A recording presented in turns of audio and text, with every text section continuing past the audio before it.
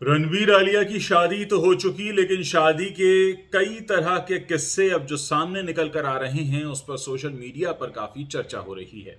एक तरफ कहा यह गया कि इस शादी को हॉर्स फ्री रखा गया है, यानी घोड़ी चढ़ने का कोई भी नज़ारा इसमें दिखाई नहीं दिया, और ऐसा कहा गया कि अपने एनिमल लव के लिए उन्होंने ऐसा किया है।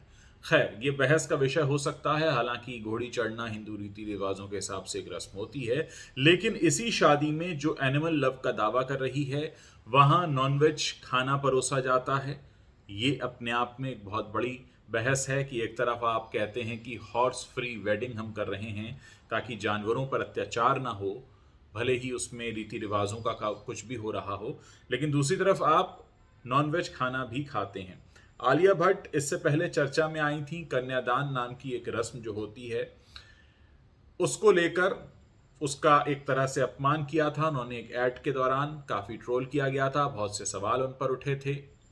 अब यहाँ यह समझ लेना ज़रूरी है कि इनकी शादी से ही एक खबर ये भी आई जो कई सारे अखबारों में सुर्खियां बटोर रही है कि जिस वक्त शादी का 7वां फेरा होना था तो महेश भट्ट ने कहा अपनी बेटी आलिया से कि ये फेरा तुम सोच समझ कर लेना, क्योंकि 7वें फेरे का मतलब ये होता है कि तुम जो भी करोगी अपने पति को बताकर करोगी। मैंने अपनी शादी में तुम्हारी माँ के साथ ये वचन नहीं निभाया था, और अगर तुम्हें इसका फैसला लेना है तो सोच समझ कर लो। और ऐसा कहा जाता है, जो खबरें निकल कर आई हैं, कि 6 फेरे ही लिए गए। हालांकि कई जगह ये भी कहा गया कि 4 ही फेरे लिए गए।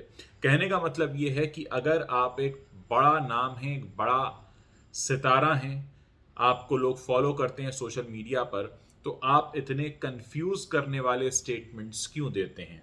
पहला स्टेटमेंट आता है कि हम हॉर्स फ्री वेडिंग कर रहे हैं। ठीक है, हो सकता है कि आप किसी घोड़े को नुकसान ना पहुंचाना चाहते हो। हालांकि ये बहस का विषय है कि हिंदू रीति रिवाजों में बहुत समय से ये परंपरा चली आ रही है कि घोड़ी चढ़ता है दूल्हा। दूसरी तरफ अगर आप वाकई एक एनिमल लवर हैं तो फिर आप नॉनवेज खाने को परोसते हैं, यानी ये आप एक जानवर को मार के खा तो सकते हैं लेकिन उसके ऊपर सवारी नहीं कर सकते।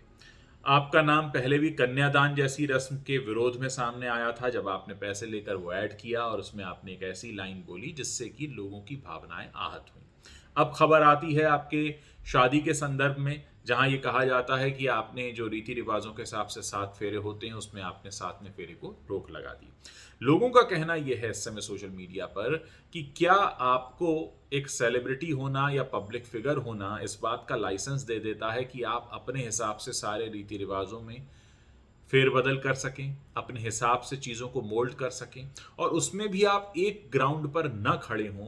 आप हॉर्स फ्री की बात भी करें और नॉनवेज फूड भी खाएं। अगर आप वाकई एनिमल लवर हैं तो फिर आपको और भी बहुत से ऐसे काम करने चाहिए जो आपने शायद नहीं किए हैं। तो तमाम बातें हैं, बहुत तरह की बहस इस समय सोशल मीडिया पर हो रही है।